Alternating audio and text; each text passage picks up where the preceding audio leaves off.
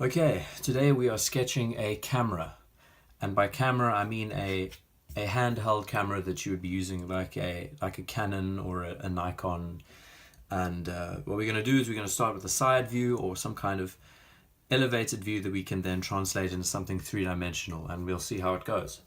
As usual, I use a pro marker or a felt tip pen with a chisel tip end, and I go straight into it. I don't warm up prior to drawing. I go straight into the drawing and see what happens.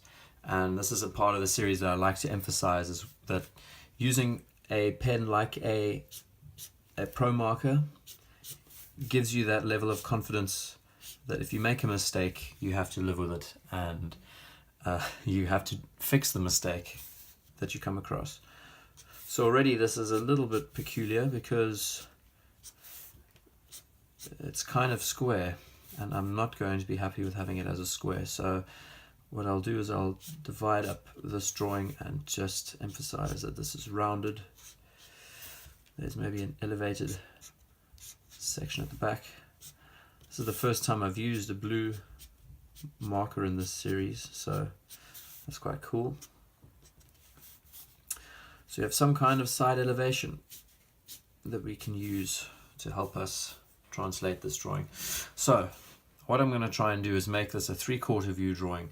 Start from the base and work up, and we'll see how it goes.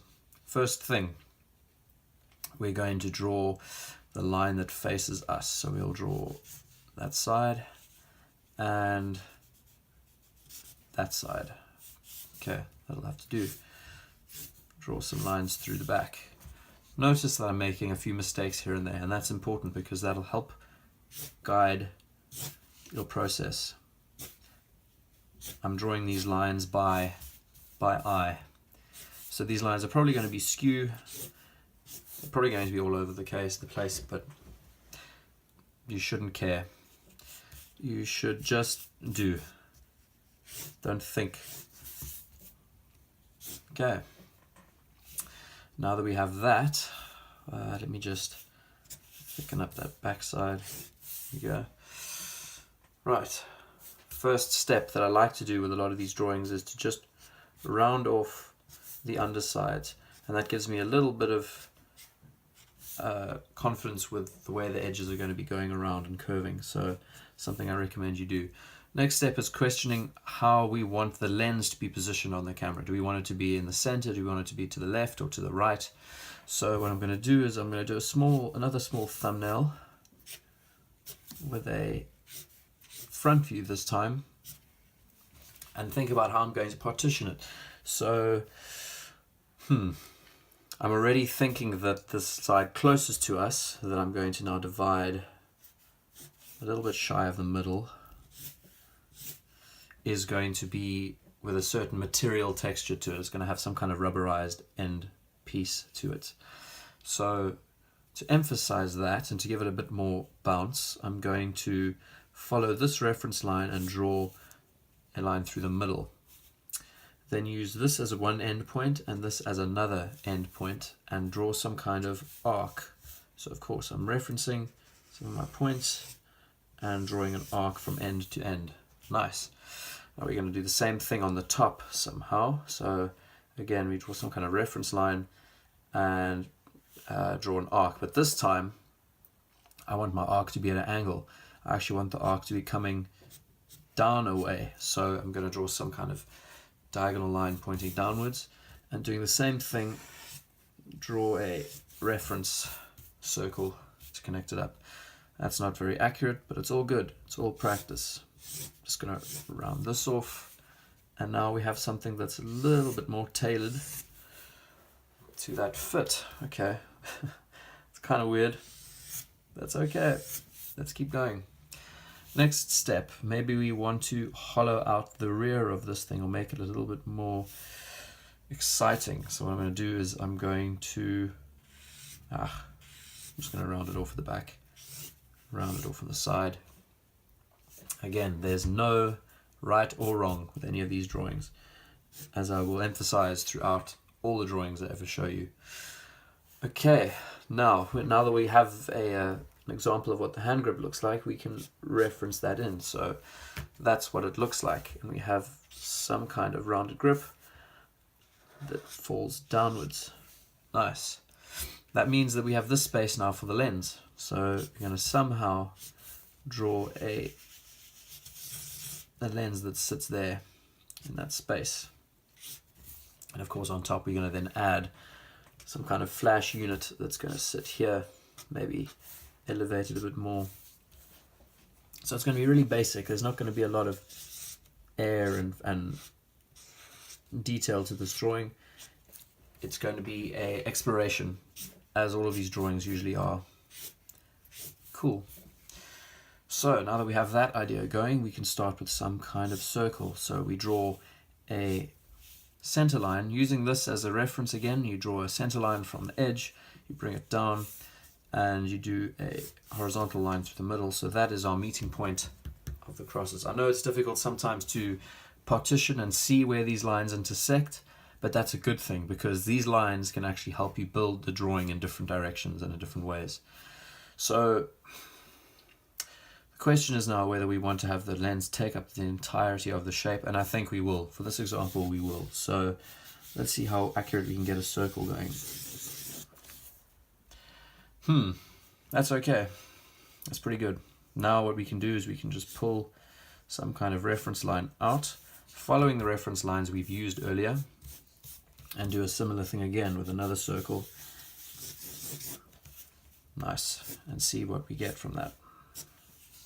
I see what I did. Again, ghosting is a very important exercise because it gives you that little precursor of practice before you officially execute and get the result that you want, hopefully.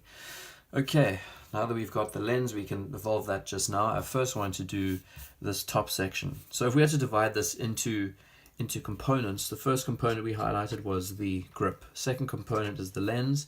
Third component is going to be the flash unit, and the fourth component is going to be the buttons and the details that we're going to show in the front. So what I like to do, now that we have a center line that goes down the top, we can draw some kind of vertical reference. So just continue the line upwards, and now you have a good reference line that you can follow. And if you don't feel confident enough, then why don't you just draw another horizontal line that's just an extra extrusion along the top, which can help you out. What I like to do with these is give them a nice elevation. So I'm going to start small at the back, and I'm going to push upwards and give it a bit of an arc. And the same way, I'm going to pull a line from the middle of these center lines, and I don't know, let's give it an arc from point to point. Cool, that's pretty nice. Now you can draw another reference line to the back and link up this arc with the arc that runs through, and another reference line that goes up. Okay, we're getting somewhere, kind of. Okay, now just to add a bit of detail, we can maybe pull some lines in and round off the edges. So this might be the inside of the flash unit that we're highlighting.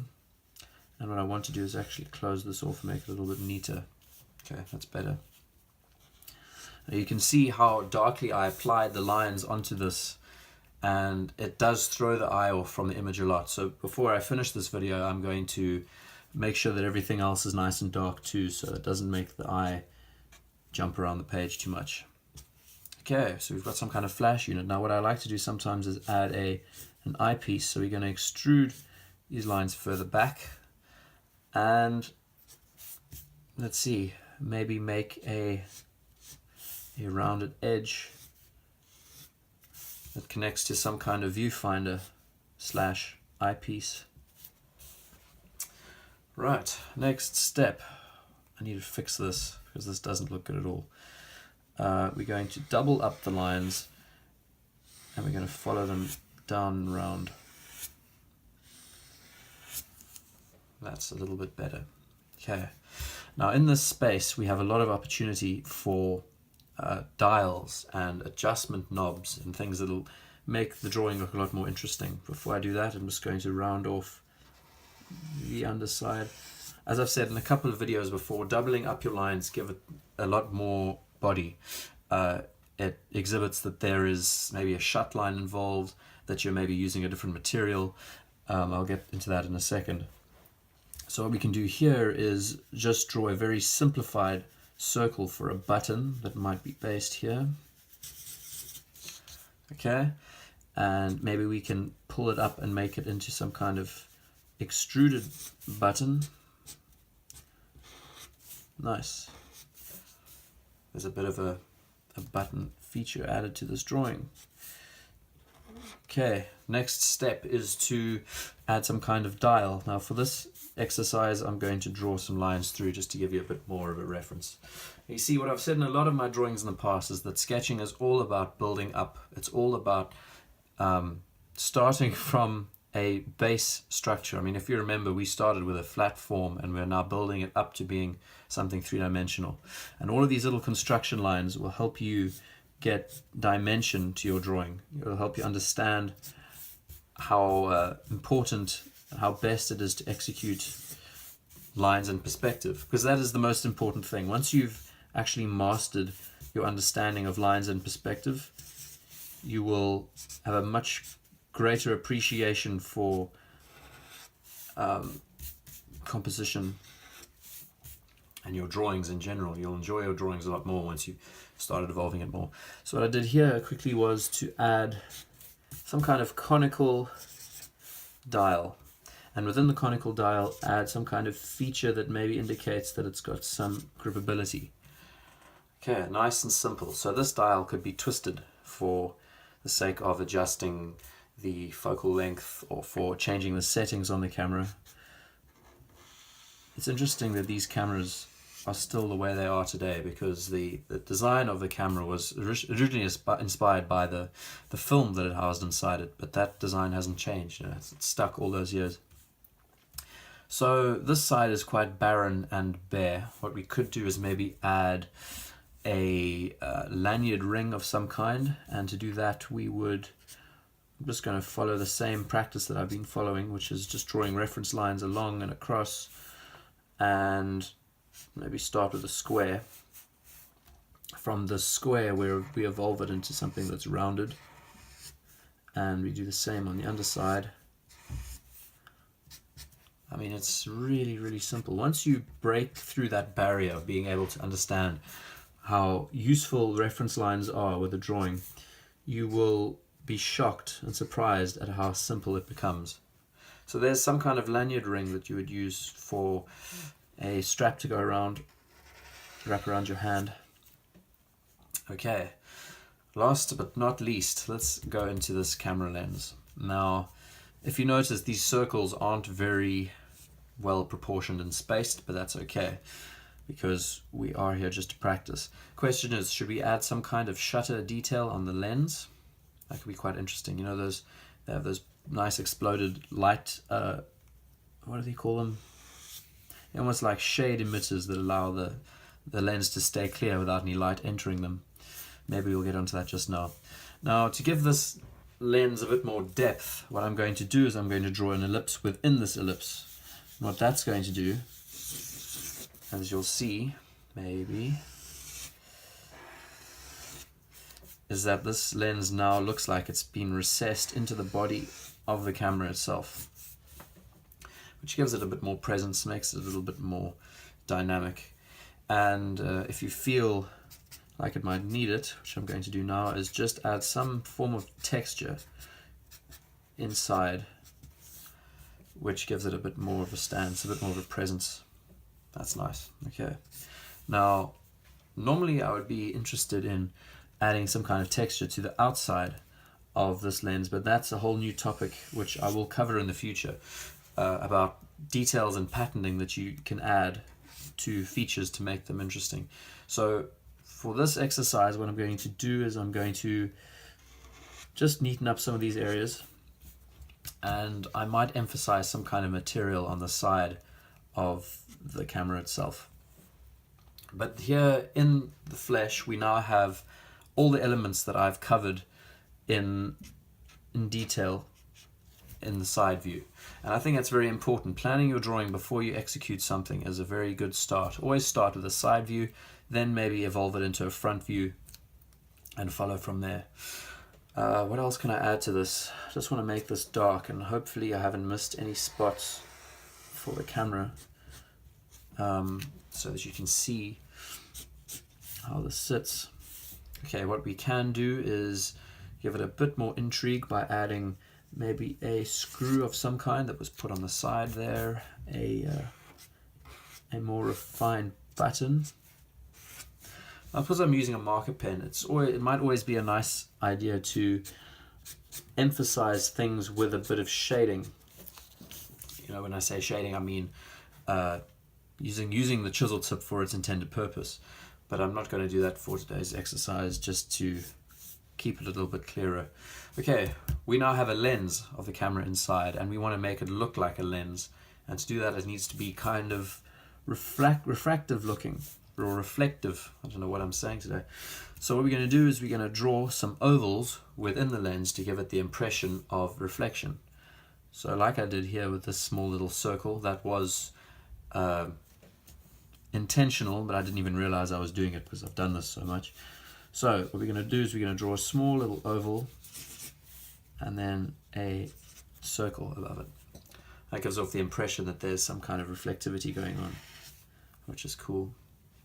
Now, to finish this drawing off, what I do like to do, especially if I'm drawing in this manner with all these construction lines, I do like to draw through my object. And that gives the impression of that there's a bit of character to the drawing, and it also shows that this was built, built up from the ground. And immediately it gives it a lot more character.